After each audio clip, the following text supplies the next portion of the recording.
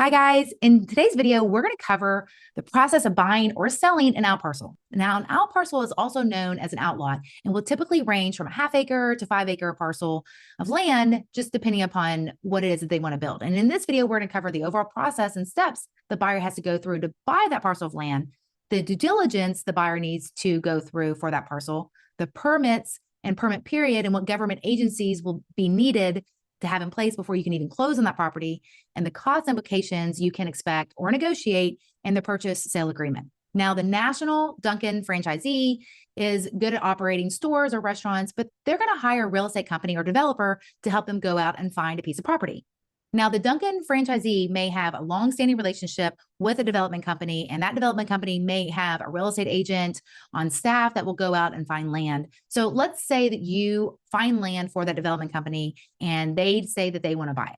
And you're going to draft the letter of intent, and that letter of intent will outline the basic terms of the deal. Those basic terms are going to list the location, size of the property, price, how long it's going to take for them to evaluate the property, which is often referred to as the due diligence period or inspection period. And then the development company is going to go through the permit period to get the appropriate city permits in place. Then you close. And in another video, we're going to break down the LOI and even the contract. But in this video, we're going to talk in layman's terms as to what happens while the property is under contract. So you know when you're negotiating, even at the LOI stage. Because what most people and even commercial real estate brokers don't know is and understand is what really happens in that time frame in which the property is under contract and why it takes so long to close on a piece of property. So let's break down what the developer would be doing in that period of time and what time frames can be expected and why. So going back to the Dunkin' franchisee and the piece of land that you've identified, the franchisee and corporate real estate executives have people that go out and approve sites. But often with large corporate brands, there is another person at a higher corporate level that has to approve the site as well. Every corporation has people that go out and approve sites to ensure multiple sets of eyes or take a look at all the details of the acquisition. The higher level corporate representatives that approve the sites typically do not go and take a look at the property unless the property is already under contract. The more junior real estate representative will work with a real estate agent or developer to get the site under contract and negotiate those terms. But the site is not toured with a more senior real estate executive or representative until the site's under contract. And because they don't want the site that they love to find out that they can't get it under contract for whatever reason. And that looks poor on the junior corporate rep as well as a real estate agent or developer because they question why couldn't they get the property under control. So just to get the touring stage of the site is lengthy, and the tour around town showing properties to the corporate representatives requires a lot of work and to put in a notebook of information to present on a tour. Now, these tour notebooks are going to include information about the sites that they're touring, that market or multiple markets, and each site will have specific details about the site and the area in which it resides. Now, these details include such things as traffic counts, where the competition is, the demographics of the area, population, the population growth rates, median average household income, and even the site plans. Now, there'll be multiple tours with franchisees and corporate representatives, as I said, but if the site's under contract, then there will be site plans, which are simply what the building looks like on that out parcel. And that's going to change over time as well. The notebook from that tour, as well as additional information from all the other tours, will also be included with financial information, the terms that have been negotiated, the building costs, and the list goes on. And all that's going to be put together for the junior corporate real estate representative to then submit all that information to the corporate investment committee.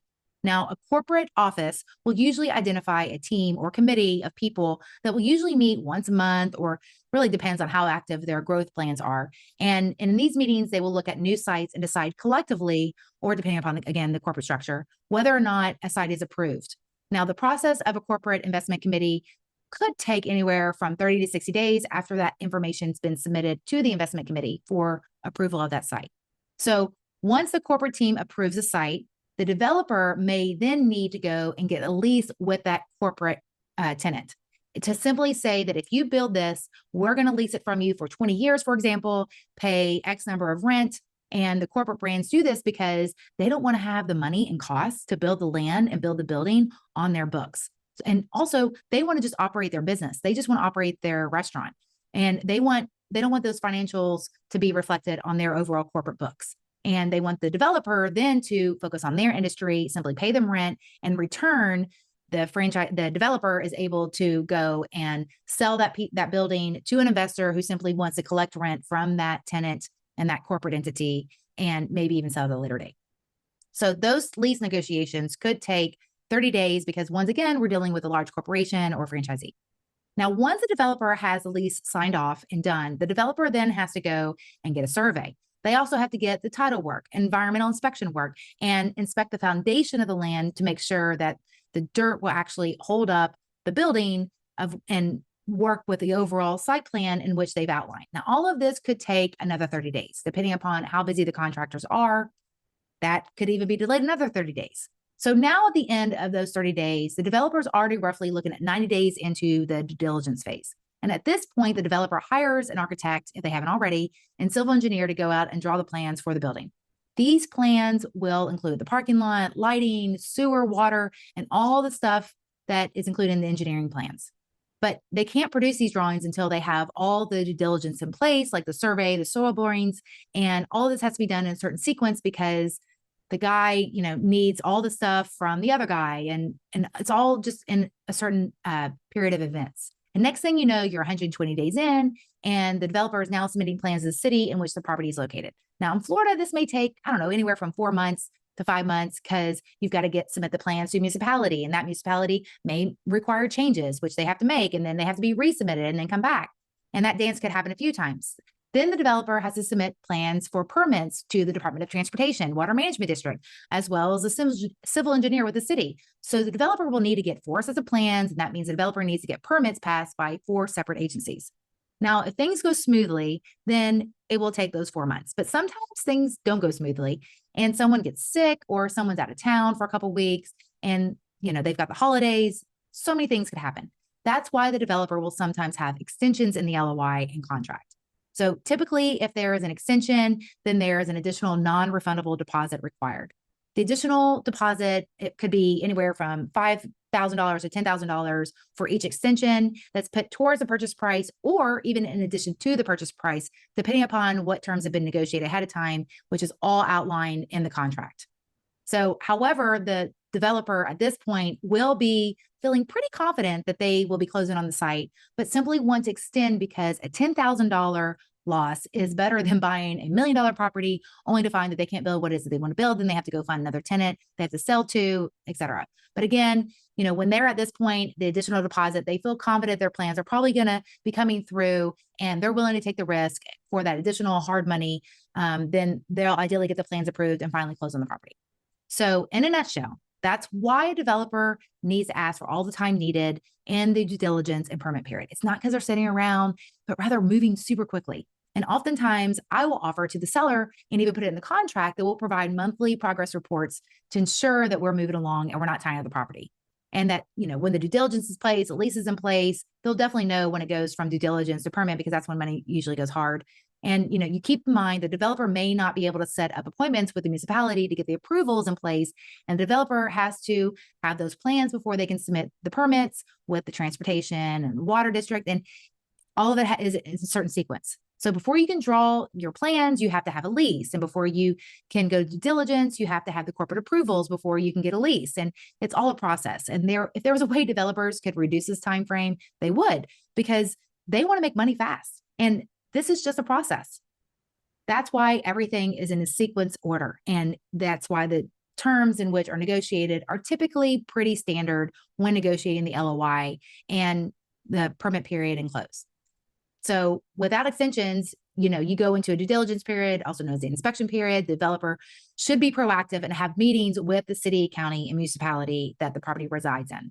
In these meetings, they will be checking for the zoning, the setbacks, like how far a building has to be set back, or even the sidewalks, have the site plans approved, the buildings looked at, for approvals and permits. And the reason money goes hard after the due diligence period is because they want to make sure that they can even build what it is that they want to build. And once they go into the permit period, they're telling the seller that they've got skin in the game. The developer will know that, they'll invest $10,000 of hard money that could be distributed to the seller should they back out of the deal. And once money has been hard in their permit period. The only thing that could really come up once they go into the permit period is if the city or county says they can't do or build what it is that they want to build or do. And as a developer gets closer down the road, they'll have meetings to get a better and better feel about whether or not they can develop what it is that they want to develop. Now, the developer will check with the ordinances of the local laws when they draw the plans, and the plans adhere to all the local rules and municipalities' regulations with the Department of Transportation and the city and county, and all so that the plans reflect the rules that they get approved. But anybody will tell you, you can feel as good as you want until you get all of the permits in place. The issues with permitting is sometimes that the guy that wasn't at the first public meeting shows up and someone will change his mind about something that they interpreted in an ordinance, and then they change their mind. You just never know. And the developer has to do their best. And lastly, you've got the 30-day close, and that's just in order for everybody to get their ducks in a row with the title company and the lender. So just to recap, you'll have a due diligence period, which is also known as the inspection period, which typically ranges from 60 to 120 days. And there's the permit period that kicks in when the deposit money goes hard, or in layman's terms becomes non-refundable. Then the permit period may take another 120 to 180 days, looking at least 8 months before you even close. So I hope this helps in understanding how the process works in general terms, and the LOI breakdown and contract details get much more specific, but this should outline to you and the seller what they can anticipate and experience when going through this process and how it works. So I hope this helps you, my friend. And until next time, good luck.